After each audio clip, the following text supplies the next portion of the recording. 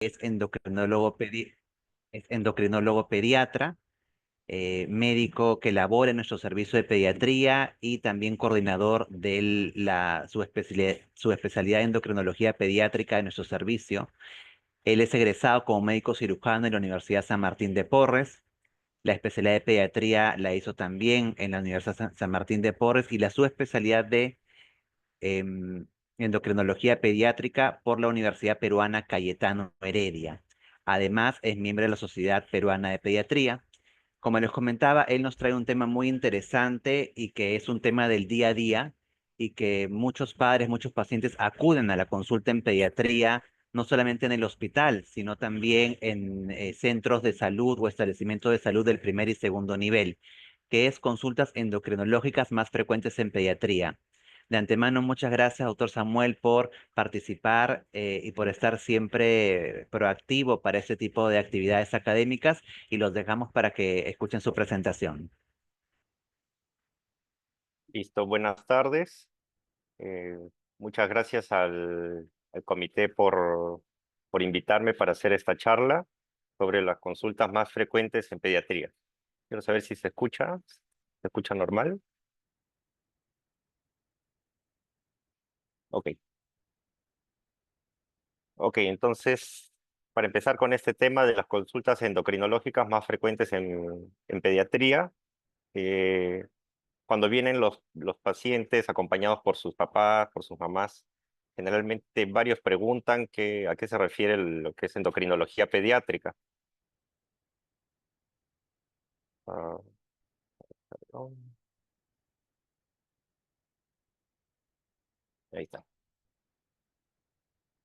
Entonces empezamos viendo qué cosa es la endocrinología pediátrica. Es una especialidad médica que va a ver todo lo que sea relacionado a lo que son las glándulas, como por ejemplo la glándula tiroidea, la glándula suprarrenal y todas sus hormonas que se producen en el cuerpo humano.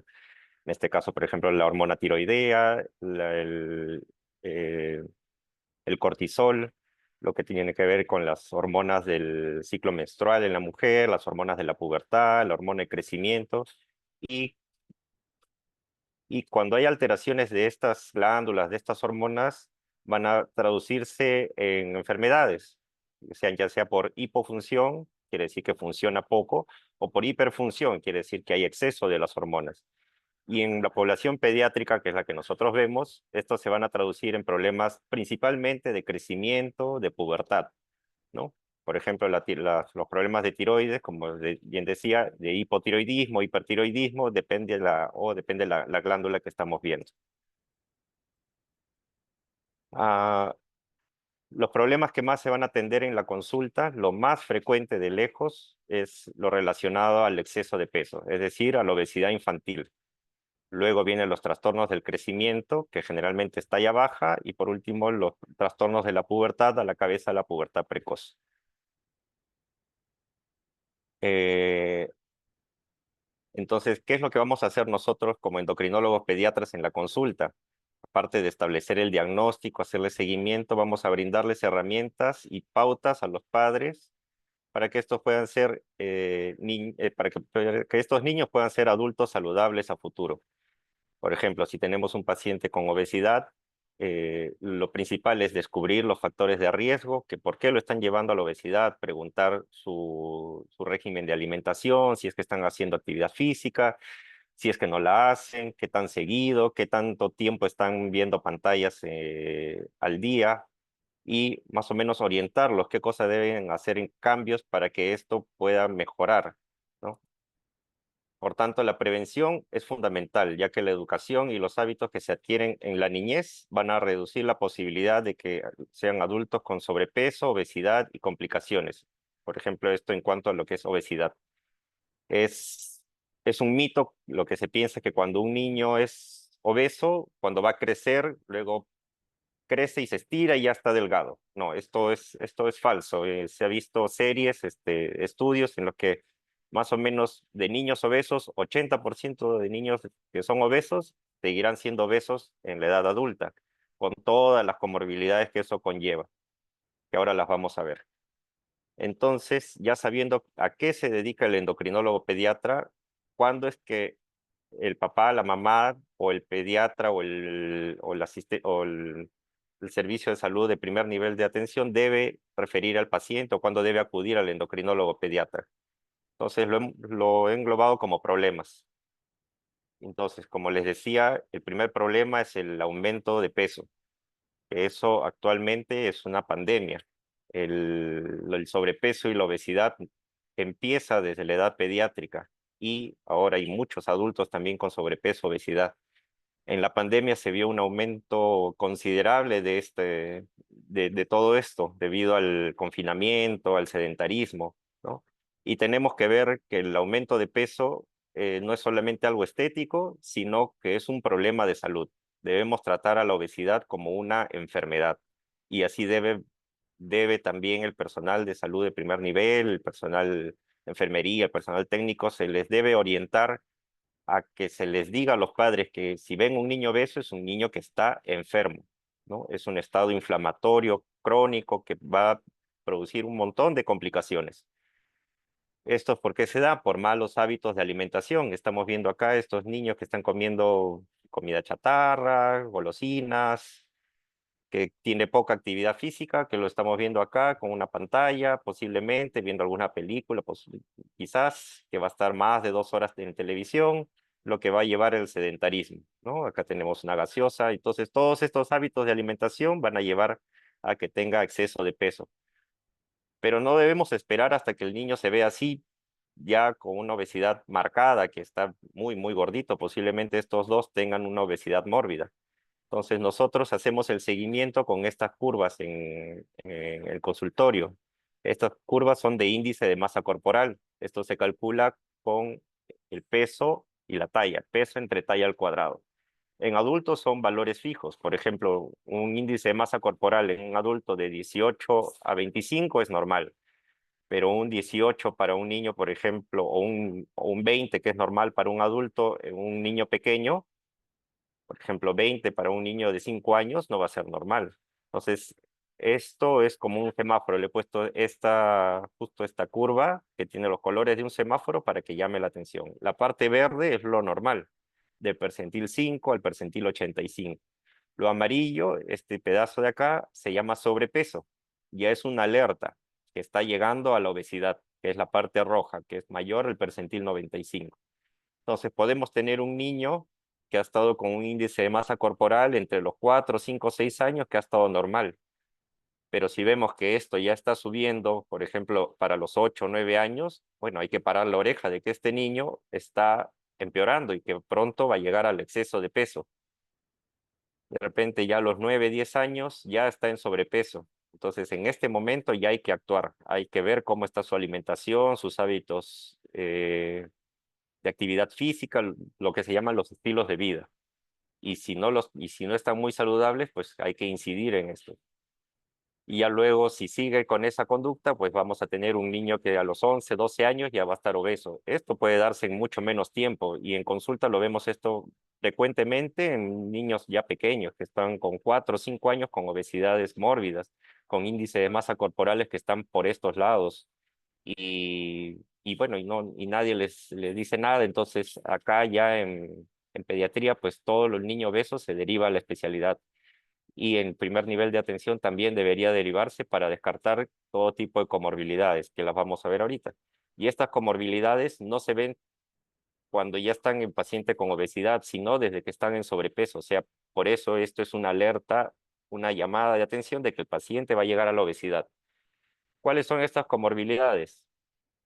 Empezamos con la resistencia a la insulina, que la vemos clínicamente por esta coloración oscura en el cuello, en las axilas, en las ingles de los niños. Acá puede ser un poco sutil, pero ya cuando está así tan marcado, bueno, ya es evidente, ¿no? Cuando existe resistencia a insulina muy prolongada y no se cambian los hábitos, esto te puede llevar a futuro a lo que es diabetes mellitus. También tenemos el hígado graso, que es la causa más frecuente de cirrosis hepática en el adulto, tal cual como la cirrosis por producto de alcohol, es igual la cirrosis por el hígado graso, pero esta causa es mucho más frecuente que la cirrosis alcohólica, solo por el exceso de peso. También vamos a tener presión arterial alta. Por tanto, todo niño obeso, todo niño con sobrepeso debe tener por lo menos una medición de presión arterial al año mientras dure la obesidad, ¿no? Como mínimo. Y si esta está alta, pues derivarla al pediatra o el pediatra derivarla al cardiólogo pediatra para que le pueda hacer su seguimiento. También tenemos los problemas de dislipidemia, cuando hay colesterol y triglicéridos altos. Y cuando los papás vean estos resultados, pues no deben compararlos con los valores de adultos, que son mucho más altos en cuanto a la normalidad. Por ejemplo, un niño con unos triglicéridos, un niño de 5 años, que esté obeso, que esté así, y que tenga triglicéridos en 100, para un adulto ese 100 es normal, pero para un niño de 5 años ya es alto, ¿no? Entonces son valores diferentes, por tanto deben de acudir a la consulta con el especialista. ¿Qué cosas les tenemos que, no prohibir, pero sí limitar mucho su consumo? Las frutas son saludables, pero los jugos no. Así sean jugos naturales, jugos hechos en casa, sin azúcar, es igual alta carga de fructosa que va a elevar mucho la glucosa y por ende va a elevar también la insulina. Por tanto, los jugos se deben restringir lo más que se pueda. Las gaseosas, bueno, con mayor razón, ¿no? Las gaseosas deben ser prohibidas en los niños, ¿no? Ni siquiera en los cumpleaños, pero bueno. Y si alguno pregunta, pero si es gaseosa sin azúcar, bueno, igual tiene colorantes que también ya se han visto que hacen daño, tienen ácido fórmico que puede producir osteoporosis en el adulto, y además tienen edulcorantes, saborizantes. Y la idea es que el niño se acostumbre a que no consuma el sabor dulce, porque es adictivo. Esto, la comida chatarra, las papitas fritas que van a tener mucha sal, de repente a esta comida le echan mayonesa, le echan ketchup, que tiene alto contenido también de glucosa, de sodio, y esto obviamente no va a ser beneficioso, va todas las grasas saturadas que va a llevar a dislipidemia, la sal que está por acá, a empeorar su presión arterial. Bueno, esto que es tan colorido y bonito, que son todas las golosinas que todos hemos comido, pero hay que limitarlo también a los niños, ¿no? Y algunos papás dicen, bueno, mi hijo, pero come cereales, pero hay que ver qué tipo de cereales. Si son estos cereales, pues también esto es comida chatarra, ¿no? Todos llenos de color para que el niño pida, pero hay que tratar de limitar el consumo de todo esto. Prohibirlo va a ser casi imposible, pero sí limitarlos, enseñarle a comer saludable y ellos mismos van a disminuir la ingesta de todo esto. El otro gran grupo de problemas que vemos en consulta son los problemas de crecimiento, ya sea porque el niño o el adolescente va a crecer por debajo de las curvas normales o hacia el otro lado cuando tienen un crecimiento exagerado de acuerdo a su edad y a su talla genética. La talla genética es algo que calculamos en consulta con la talla de los padres, por eso algunos se sorprenden cuando los mido a los papás y dicen, ¿pero por qué yo? Pues te digo, porque son los padres y hay que calcular la talla genética. Esta se calcula con el promedio de la talla de ambos padres, y si es varón se le suma 6.5 y si es mujer se le resta 6.5. Esa va a ser su talla objetivo.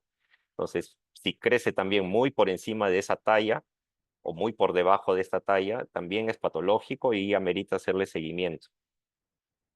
Obviamente la mayoría no viene porque este es un niño muy alto, eso es de lo más raro, lo más frecuente es porque está bajo, ¿no? Pero para esto tenemos que medir adecuadamente al paciente. Entonces, sé que también hay personal técnico que nos está escuchando y los padres también deben de ver en los centros de salud cuando midan a los niños, por ejemplo, acá en consulta ya personal técnico ya talla cada vez mucho mejor, ya se les ha enseñado. Este es, por ejemplo, algo incorrecto. El niño está con zapatos, con los pies lejos de la parte de acá atrás. Esto va a ser una medición incorrecta. Y si tenemos mediciones incorrectas, vamos a llevar a diagnósticos incorrectos. Por ejemplo, esto es un lactante que también se le está midiendo mal, no se está sosteniendo las piernas estiradas, se le está midiendo con 1 centímetro acá y luego está haciendo esta doblez, el centímetro. Esto no es correcto, ¿no? Echado se le mide hasta los 2 años. Esto se llama longitud. Y parado a partir de los 2 años. Esto va a ser la talla. Entonces, ¿cómo debe ser la medición adecuada? Cuando es echados es en un infantómetro. Alguien debe agarrar la cabeza para que ésta no se mueva. La mamá puede ir ayudando, agarrando los brazos para que también no se mueva y no disminuya la talla. Y el que mide, agarrar las rodillas y con el tope va a hacer que los pies pisen completamente y eso va a ser la talla. O o en este caso la longitud. Y en el que está de pie, este, también hay que fijar los talones, tiene que haber 3 puntos de apoyo. El occipucio, o sea, en la cabeza contra el tablero, la parte glútea y los talones. Todo esto pegado a la parte de atrás. La mamá debe ayudar con las rodillas por los niños que se pueden a veces empinar. El que va a medir agarra la cabeza y luego con el tope ve cuánto mide acá, ¿no? Esto a veces uno tiene que hacerlo 2, 3 veces y la mirada del niño no puede ser ni muy hacia arriba ni muy hacia abajo, tiene que ser como está acá, en un ángulo de 90 grados con la parte de atrás, los ojos, la mirada, ¿no? Esta es la medición correcta. Por eso es que a veces en consulta tenemos que corroborar la talla y nos ayudan, ¿no? Esto es lo que siempre les enseño a los alumnos, a los residentes. Para poder diagnosticar talla baja, primero hay que saber medir. Y muchos todavía no saben medir bien o no se hace una buena técnica de tallado, ¿no? Entonces, si tenemos ya la buena medición, lo llevamos nosotros a estas curvas de crecimiento. En el Perú no tenemos curvas estandarizadas para nuestra propia población.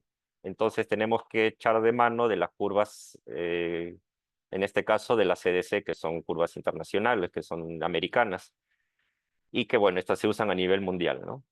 En menores se usan las curvas de la OMS y en mayores las curvas de la CDC. Entonces, si tenemos cuáles son los niños que tienen que ser referidos a la consulta por el endocrinólogo pediatra, un niño que ha estado creciendo siempre por debajo de la curva de la normalidad. Lo normal es de esta línea negra a la otra. Todo este es el rango de normalidad. Algunos podrán ser un poco más bajos que el promedio, otros más altos que el promedio, pero todo esto es lo normal y va a también tener que ver con la talla genética que les mencioné. Por ejemplo, si su talla genética está por acá y el niño crece en un percentil 25, bueno, es más bajo que el promedio, pero crece en su percentil y de acuerdo a su talla genética. Es un niño que está normal.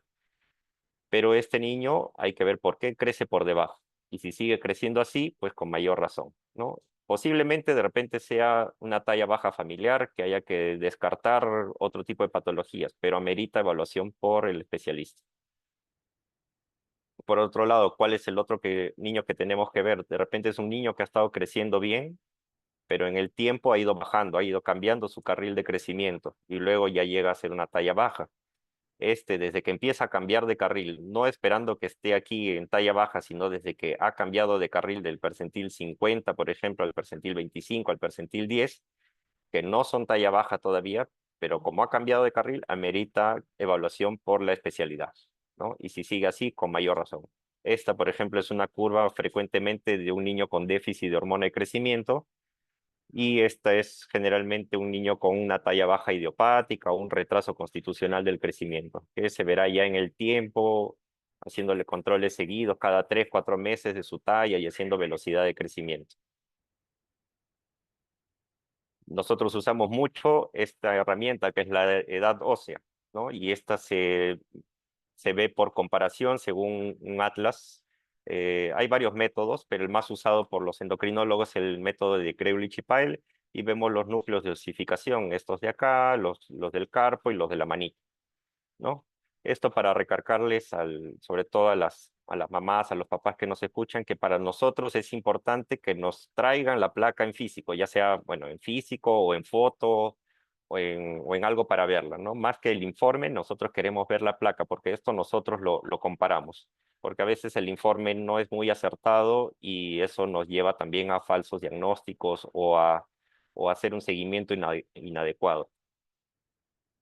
Entonces, muy aparte de las tallas bajas idiopáticas, cuando el papá, mamá es bajito, tenemos que también hacer otro tipo de evaluación. Por ejemplo, si encontramos algún tipo de dismorfia en los niños con talla baja, vamos a poder también orientar el diagnóstico. Por ejemplo, en este caso, esta es una niña con síndrome de Turner, tiene el cuello alado, tiene los pezoncitos más separados, debería tener el cúbito valgo si estuviera con una mejor foto.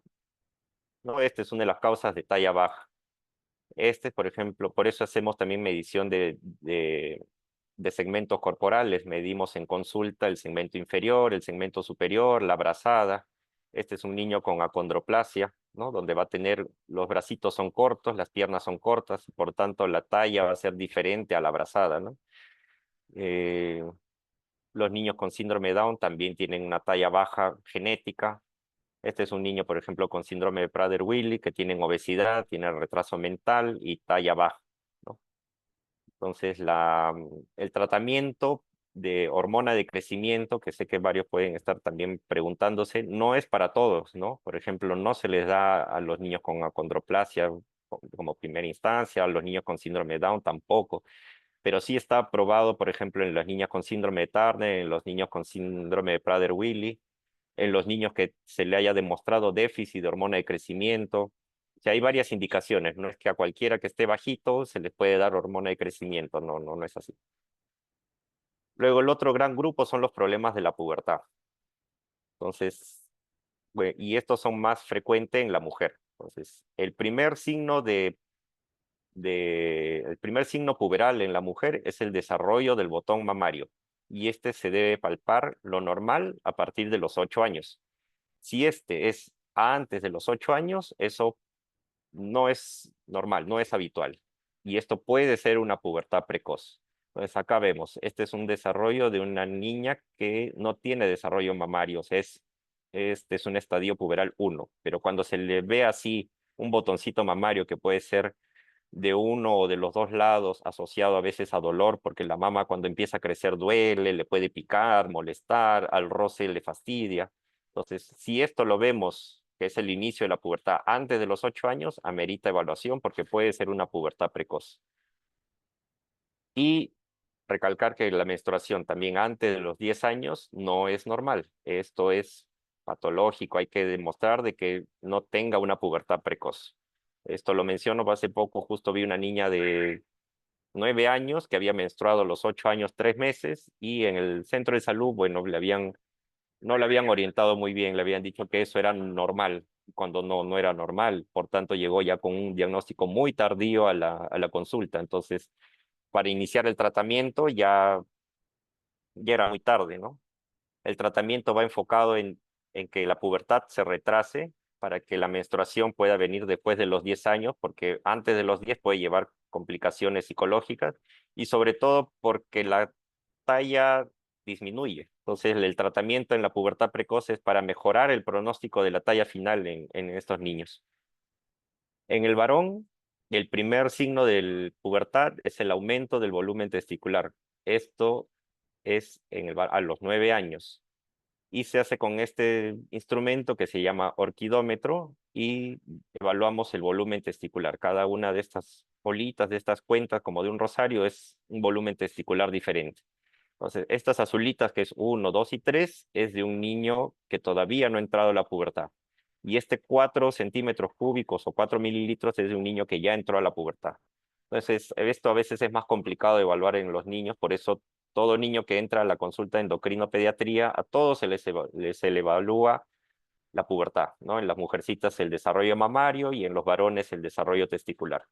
Si este es el testículo, está 4 centímetros cúbicos antes de los 9 años, esto también no puede ser normal en un varón. Y tenemos que descartar que tenga una pubertad precoz.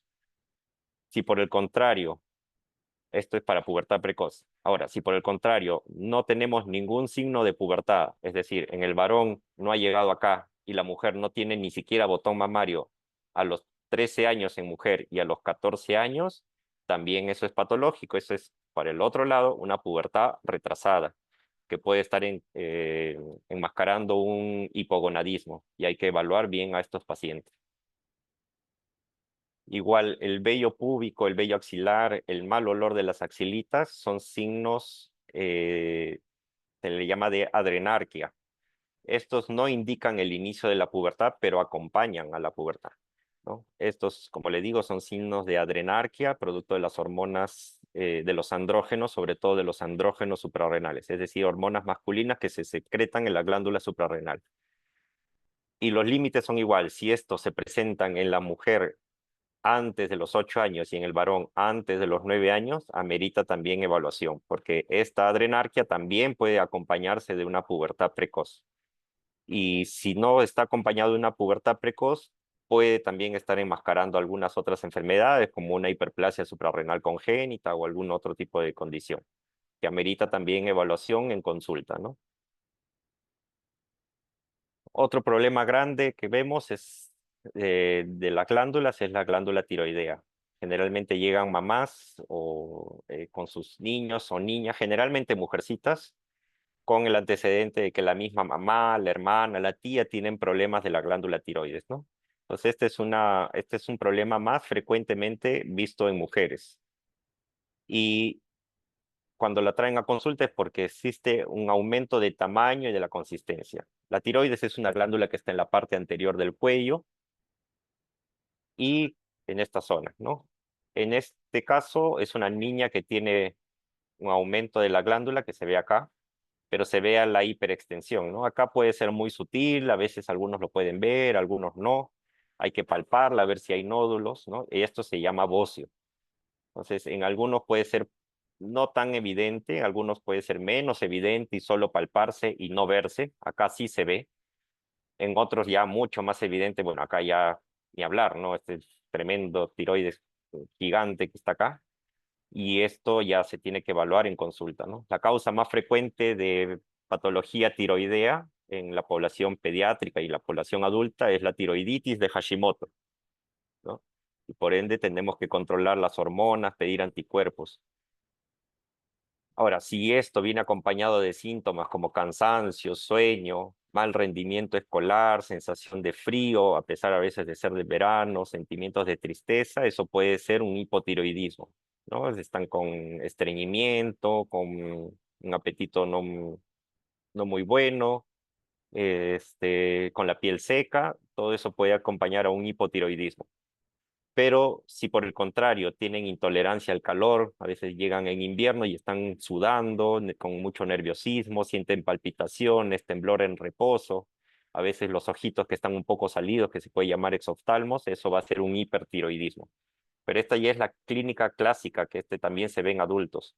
En los niños más frecuente es alteraciones en el desarrollo psicomotor y alteraciones en el crecimiento.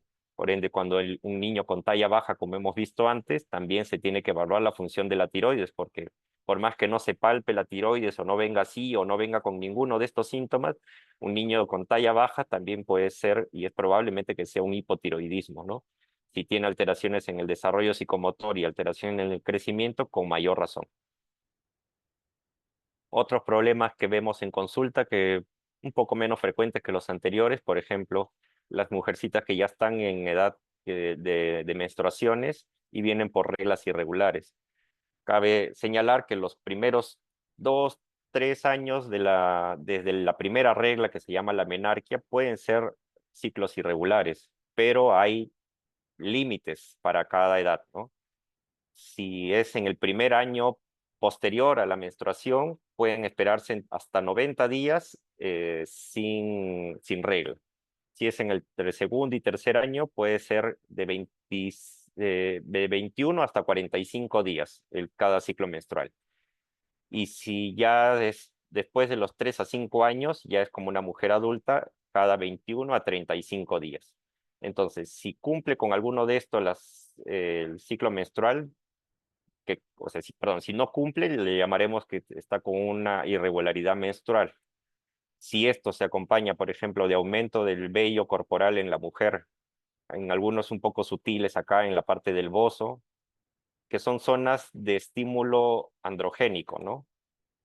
O sea, estímulo de las hormonas sexuales masculinas que todos tenemos. Obviamente el varón tiene mayor cantidad, por eso es que tiene vello en todas estas zonas y la mujer no.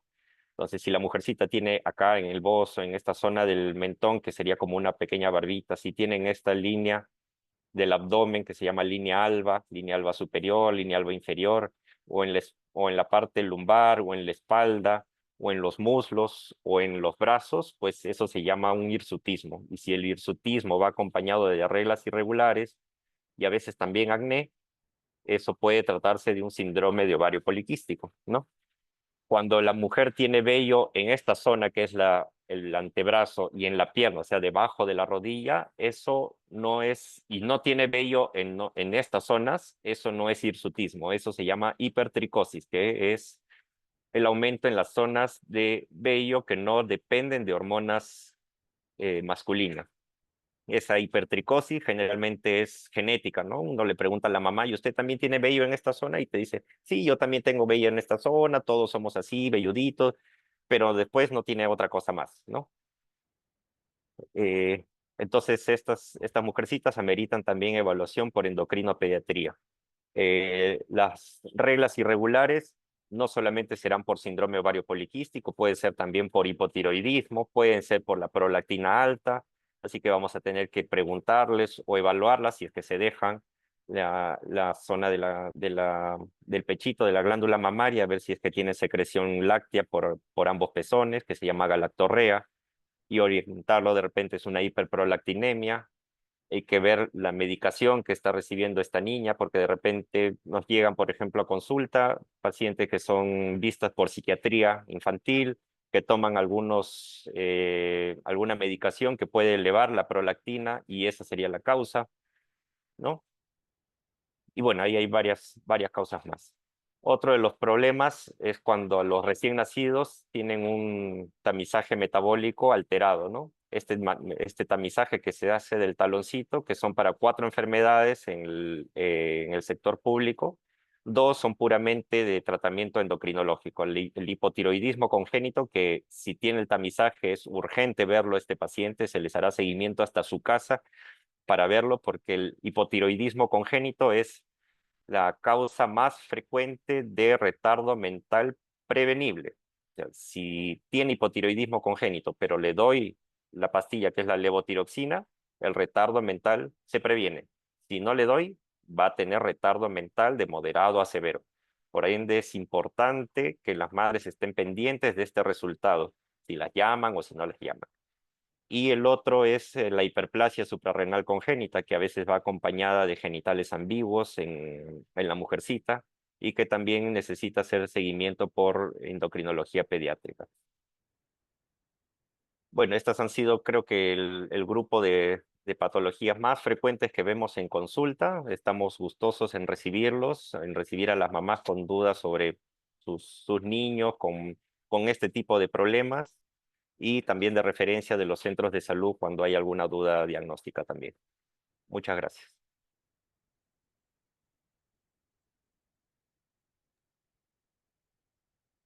Muy bien, doctor Samuel, muchas gracias por su presentación. Realmente una presentación muy enriquecedora, no solamente para los pacientes, sino también para nosotros, los médicos, los pediatras, lo que hacemos pediatría general, y los médicos, el personal del primer nivel, ¿no? Que sepan realmente qué patología endocrinológica es la que manejamos en nuestro hospital, qué servicios les ofrecemos, qué patologías manejamos y cuándo sobre todo referir al paciente para una evaluación por el endocrinólogo pediatra, ¿no? Y cuándo los padres deberían acudir aquí. Hay un par de preguntas en el chat por parte de los asistentes. Una de ellas es, ¿cuándo deberían los padres sospechar de un paciente con diabetes infantil o infanto-juvenil? ¿No? Usted ha hablado del sobrepeso y la resistencia a la insulina, pero ¿cuándo realmente podríamos sospechar de que el niño podría tener diabetes? Ok, buena pregunta. No hablé mucho de lo que es diabetes, pero la verdad, nuestra población diabética acá en el hospital todavía es poca, ¿no? Hay que enseñarles, hay 2 tipos de diabetes, la diabetes tipo 1 y la tipo 2. La tipo 1 es una diabetes, eh, se le llama la diabetes infantil, en la que es producto por anticuerpos. Es una enfermedad autoinmune. Son anticuerpos que están destruyendo el páncreas y por tanto no va a tener insulina y páncreas que me pueda controlar estos niveles de glucosa. Generalmente estos pacientes son delgaditos, no son obesos, no tienen historia de resistencia a insulina. Y lo otro grupo es la diabetes tipo 2, que se le llama la diabetes del adulto, pero que ya estamos viendo en niños, ¿no? Esa diabetes tipo 2 se inicia así, con pacientes con exceso de peso, que están así, y que luego tienen el cuellito así, con acantosis, luego con resistencia a la insulina, que no hubo ningún tipo de manejo ni farmacológico, ni nutricional, ni de los estilos de vida, Entonces, este es un paciente que puede desarrollar diabetes y si, por ejemplo, tiene los padres diabéticos, también son obesos, pues sí, puede desarrollar. ¿Cuándo la voy a sospechar? De repente, si no tengo ninguna glucosa, por eso se les pide glucosa en ayunas a estos pacientes, pero si no tengo, eh, pueden llegar con complicaciones de forma aguda a la emergencia. Aquellos pacientes que empiezan de repente a tomar mucho líquido, están sedientos, pero no es una sed normal. ¿Cómo puedo ver que yo en consulta de que esta sed no es normal? Les pregunto, ¿se despiertan de madrugada para tomar agua? Y dicen, sí, desde hace unos 2 meses está empezando a despertar algo que nunca hacía. Empieza a tomar agua de madrugada, muere de sed y está orinando también mucho. Algunos niños empiezan a tener enuresis, quiere decir que se orinan en la cama, algo que ya no hacían. Se empiezan a orinar en la cama, empiezan a orinar muy seguido, tienen mucho apetito, entonces están teniendo ya los síntomas clásicos de la diabetes, ¿no? Poliuria, polidipsia. Y pueden llegar a veces a la emergencia, en caso, por ejemplo, de una diabetes tipo 1, en muy poco tiempo, ¿no? El diabético tipo 1 que llega con una complicación aguda a la emergencia como cetoacidosis, tiene historia de justamente poliuria, polidipsia, pérdida de peso en un lapso de 1 o 2 semanas. En cambio, el paciente que sea obeso y que lo vemos así y que de repente lo vemos en emergencia con una glucosa muy alta, ha tenido historia de polidipsia, poliuria de repente más tiempo, 2, 4 o 5 meses, ¿no? Porque es más larvado la instauración de la diabetes en este tipo de pacientes, ¿no? Pero si ya están así, bueno, no hay que esperar hasta que lleguen a diabetes, ¿no? Por ejemplo, en consulta tenemos una niña que iba así, que era gordita, estaba obesa, que iba con la abuelita, se le indicó tratamiento, primero dietético, no lo seguía, luego se le agregó metformina, tampoco lo tomaba, y a los 6 meses ya teniendo 12 años, entró por emergencia con la glucosa alta. Ya está, no, perdón, se le diagnosticó diabetes en consultorio y se le dejó la metformina y luego de 6 meses, a pesar de que no hacía controles, ya llegó a emergencia con una cetoacidosis diabética. Entonces, no hay que esperar a que de repente sean adultos, ¿no? Esta niña, por ejemplo, con 12 años ya tenía diabetes. Ok, doctor, muchas gracias. Quedó bastante clara la pregunta. Usted ha mencionado que las primeras causas de consulta endocrinológica, de hecho, es un problema que tenemos lamentablemente todavía en nuestro país y creo que en muchos países del tercer y también del primer mundo, ¿no? La mala alimentación y que esto puede ser un factor importante en problemas en cuanto al crecimiento, en alteraciones en el peso, inclusive en la talla. ¿Qué Mm. recomendaciones nutricionales usted podría darle a los padres para evitar este tipo de alteraciones en el peso y la talla en cuanto a horarios, calidad de alimentos? Sé que lo ha mencionado durante la Sí, presentación, pero quizás sí podría vamos a ver. hacer un poquito más de hincapié en el tema. Ajá. Primero, nuevamente, hacer justamente hincapié de tratar de limitar todo este tipo de alimentos. Eh, sí, me faltó de repente ponerle el platito que siempre les dibujo a los papás, ¿no? Entonces yo divido el plato como si fuera este circulito, ¿no? Divido el plato y les digo, la mitad debe ser sus verduras, las verduras del día. Enseñarles a comer verduras a los niños desde pequeños, desde que son lactantes, desde la alimentación complementaria se debe iniciar las verduras. ¿Por qué? Porque después llegan a los 2, 3 años, no les dan, pero ¿por qué? Porque tampoco los papás comen, entonces se acostumbran, no comen y nunca comen verduras, nunca comen ensaladas, frescas, cocidas, nada. Entonces deben de comer verduras la mitad de su plato. Y luego acá le jalamos su palito. Entonces queda una cuarta parte y otra cuarta parte del platito. Esta cuarta parte la dejamos para las proteínas y esta otra cuarta parte para el carbohidrato. Entonces les digo, por ejemplo, en los niños que están con obesidad, del carbohidrato, que puede ser arroz o no cualquier cereal o cualquier tubérculo, papa, camote o de repente fideos, harinas o las menestras que también tienen carbohidratos, les digo, escojan uno solo, ¿no? Y el día que, por ejemplo, prepare menestra, no lo mezcle con arroz. O si preparó, no sé, un estofado de pollo que va con papa, bueno, le pone papa y ya no le da arroz, ¿no? Si hizo, no sé, un arroz con pollo, ese día ya no le preparé papa, ¿no? Entonces, tratar de que el carbohidrato sea acá, porque la mayoría de nosotros todos hemos comido siempre la mitad arroz, la otra mitad nuestra menestra y encima la presa y en un platito acá chiquito, si es que había verduras sí o no. Y eso ha sido en la mayoría de casas, porque nuestra comida peruana es muy rica, pero en carbohidratos también, es muy abundante en carbohidratos, entonces tenemos que limitar eso, ¿no? Entonces, la cuarta parte del plato que se va para la proteína, evitar que sea frita, ¿no? Puede ser sancochada, a la plancha, al vapor, en sudado, ¿no? Y el carbohidrato que les digo, tratar de que más o menos sea un puño del paciente, ¿no? Porque un puño, por ejemplo, un puño así grande, esto es como una taza de arroz, una papa, ¿no? Pero para un niño de 4 años es un montón, es demasiado. Entonces hay que darle, digamos, de su puñito, que será pues un cuarto de taza, media taza, un cuarto de papa, ¿no? Algo para este niño, no hay que sobrealimentarlo. Eh, Eso principalmente, enseñarles a comer, como les digo, las verduras. Y si a media mañana, a media tarde tienen hambre, pues deben de comer fruta, la fruta picada, ¿no?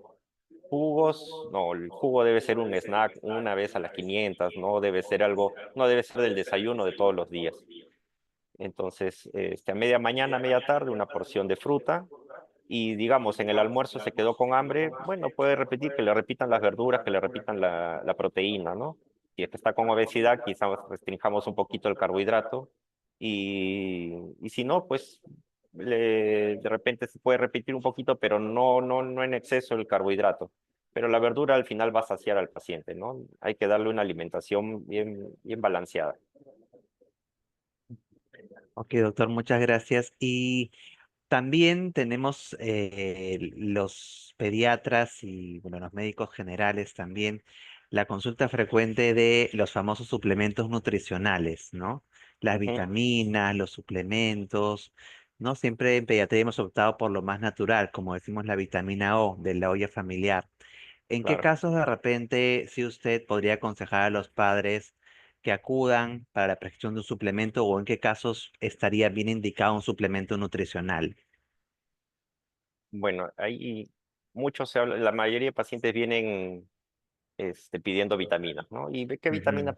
para mi niño, ¿no? Entonces, como bien usted ha dicho, doctor, y ayer también el lunes que escuchaba la ponencia de la doctora Rivadeneira, la gastropediatra, la vitamina O, la olla familiar.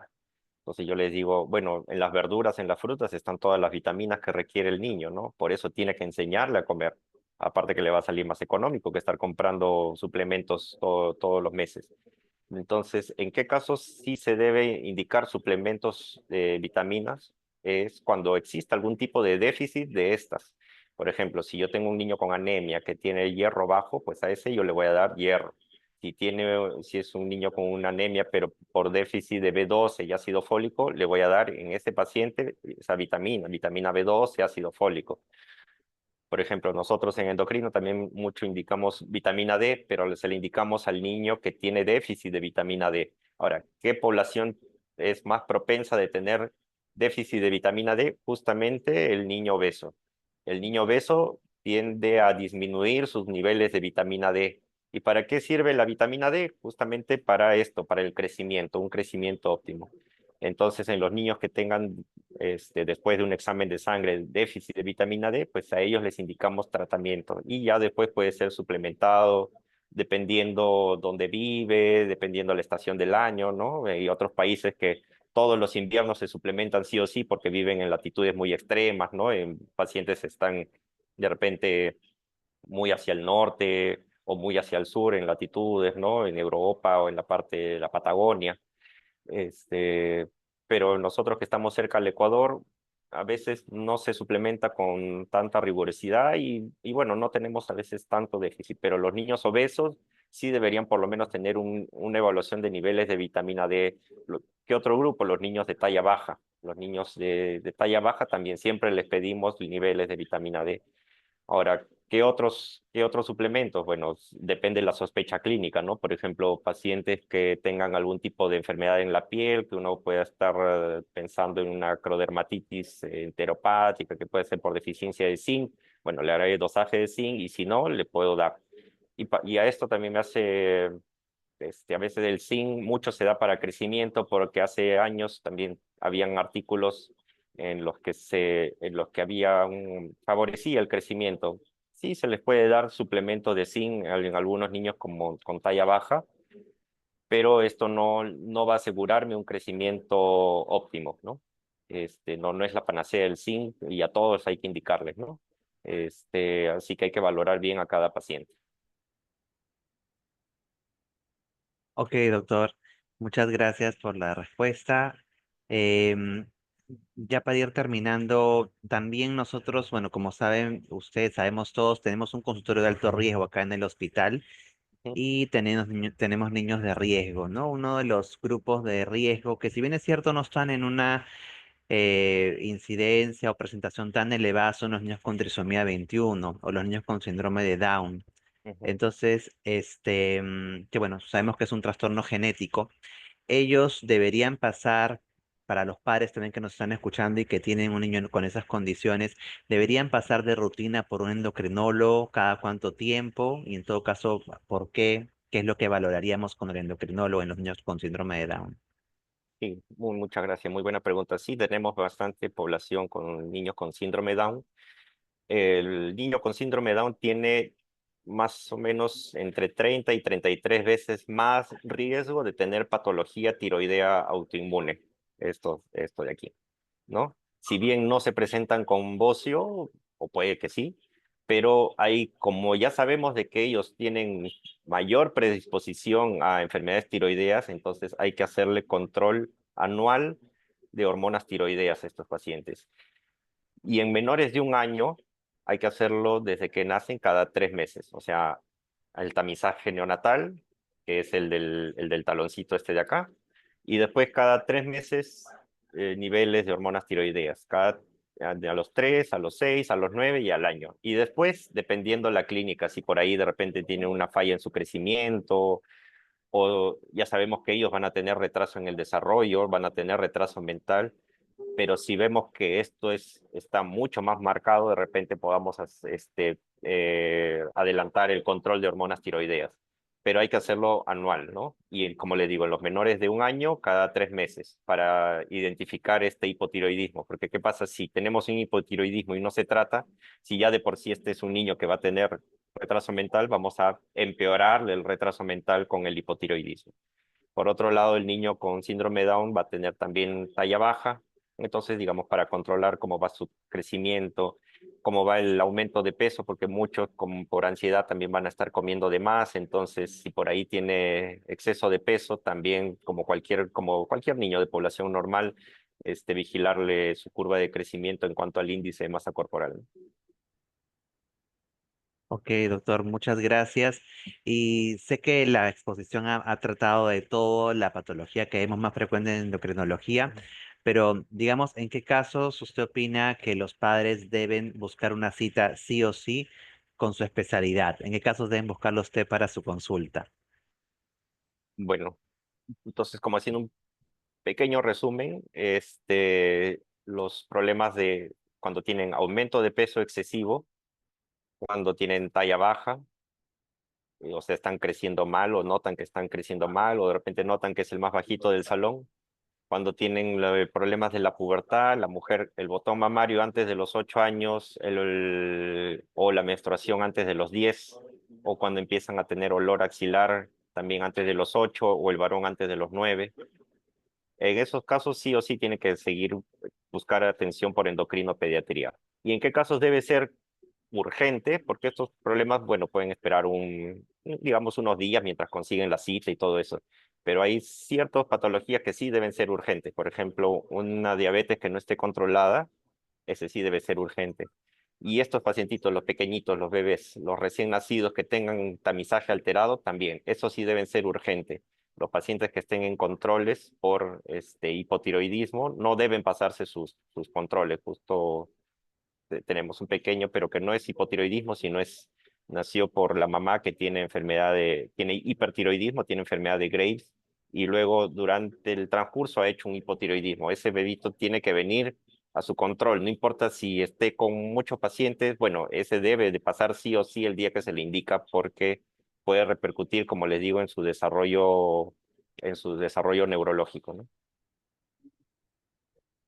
Muy bien, doctor Samuel. Bueno, muchas gracias nuevamente por su excelente presentación. Ha resuelto muchas dudas, estoy seguro, bueno, nuestras, del personal de salud y por supuesto de los padres y del público que nos está escuchando. Permítanos, por favor, presentarle y entregarle de manera virtual el diploma en agradecimiento por participar con nosotros. El Servicio de Pediatría y el gestor de calidad del Servicio de Pediatría del Hospital Loaiza, amigo de la madre y el niño, certificamos que el doctor Samuel Pereira Angulo ha participado en calidad de ponente en las conferencias online realizadas hoy, día miércoles 12 de febrero, por el aniversario de nuestro servicio de pediatría, ¿no? Muchas gracias, doctor. Esto es de parte de todo el servicio de pediatría, sus compañeros y amigos de Gracias. trabajo. Gracias, Gracias. doctor Caro, sí. Ok. Recordarles, bueno, el día de hoy hemos tenido la última actividad académica por el aniversario del servicio, de nuestro servicio.